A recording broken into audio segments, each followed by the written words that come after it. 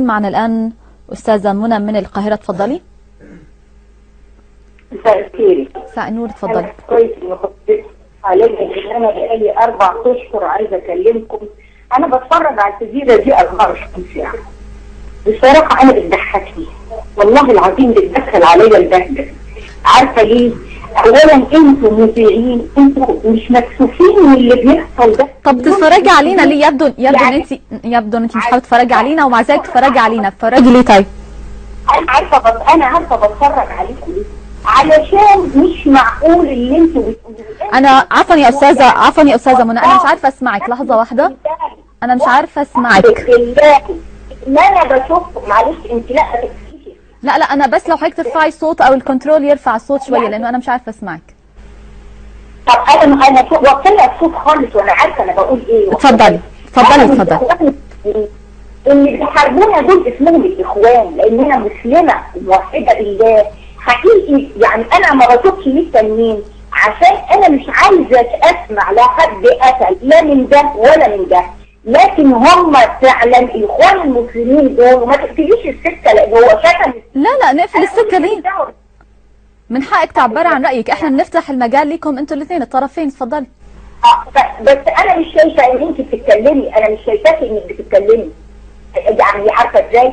يعني انا بقول مش شايفاني ايه؟ يعني انا اسفه مش عارفه اسمعك كويس. انا معتبره بيكم جدا لانكم بتسلوني، ولا باسم يوسف والله العظيم بتسلوني. يعني عارفه ازاي؟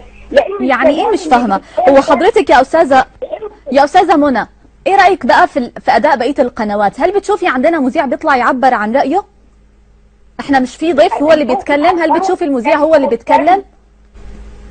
انتوا ناقص تدوله الكلمه في بقه، واخده بالك ازاي؟ يعني انتوا عندكم كذا مذيع، وعزوز ده والتاني والتالت. والله العظيم انا طول النهار احنا انا لا اقبل انك تهيني اي ضيف عندنا. انت بتقبلي ايه؟ لا اقبل اهانه اي ضيف للجزيره. ومين قال لك انا بهين اي ضيف؟ انا ست محترمه جدا ومتربيه، ماليش صغيره، انا عندي 71 سنه، فانا محترمه جدا. يعني ايه حضرتك اللي بتلاقيه في القنوات الثانيه المصريه وبتفتقديه على قناه الجزيره؟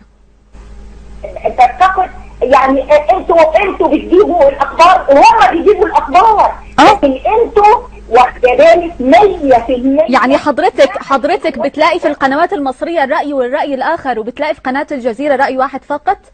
انا ما بتفرجش، انا بقول لك ما بتتفرجيش على ما يبدو غير علينا. انا بتفرج عليكم، والحمد لله انكم رديتوا علينا النهارده، لان فعلا انتوا مش هتلاقوا بعد كده. لا بس يعني حضرتك لو مش بتحبي تتفرجي علينا ومستاءه من ادائنا بتتابعينا ليه 24 ساعه زي ما قلت؟ انا عايزه اقول لك على حاجه. لا دي نقطه مهمه جدا. معلش يا استاذه فاطمه، يا استاذه منى، ممكن تردي عليا؟ بتسلوني والله العظيم، رايحه جايه عليكم بتسلوني. انا عايزه اقول لك على حاجه. بنسليكي؟ انا ماليش في الكوره، صدقني انا ماليش في الكوره، لكن انتوا امبارح. لا يا استاذه منى، خلينا نتكلم كلام عملي، وخلينا نستفيد حتى لو ليكي عندك ملاحظه. الان حضرتك بتلاقي ايه في القنوات الثانيه بتفتقديه عندنا؟ بتلاقي الراي والراي الاخر في القنوات المصريه وبتفتقديه على قناه الجزيره؟ هناك بتلاقي الطرف المؤيد والمعارض لما يحدث في مصر وبتفتقديه على قناه الجزيره؟ معلش ردي على السؤال. انا مش بتفرج على حاجه، صدقيني والله العظيم. انا رايحه جايه عليكم ليه؟ بشوف هل انتوا اتغيرتوا. انا مش بقول لك ان انتوا ما تقولوش الحقيقه، لا، بس انتوا على طول الخط. وبعدين انا مبسوطه منك دلوقتي انك انت ابتسمتي شويه. انت وشك جميل، ابتسمي يا شيخ، ابتسمي يا حبيبتي. يعني عارفه ازاي؟ وشك قمر، ليه ما بتبتسميش؟ وبعدين كل واحد عارفه ازاي من صباحه ربنا. انا شفت مين النهارده؟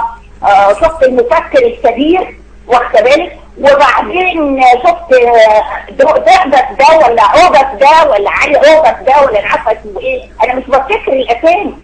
طيب يا استاذ، هل لدى حضرتك تعليق على قضيه اليوم يا استاذه منى؟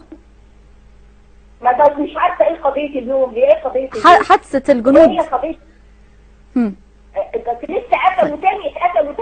لا انا بقول لك زي ما كانوا بيعملوا زمان دول الاخوان. انا مش بسميهم الاخوان المسلمين. وجهة نظرك يا استاذة منى ونحن نقدرها كما نقدر وجهة النظر الاخرى. شكرا جزيلا لك استاذة منى محمود من القاهرة. وطبعا رغم يعني استيائك من ادائنا لكن بتتابعينا 24 ساعة وده شيء يعني بسعدنا. شكرا جزيلا لك. الى هنا مشاهدينا الكرام نصل الى ختام هذه الفقرة التي خصصناها لآرائكم. نلتقي على رأس الساعة في عرض لأهم وآخر الأخبار. إلى اللقاء.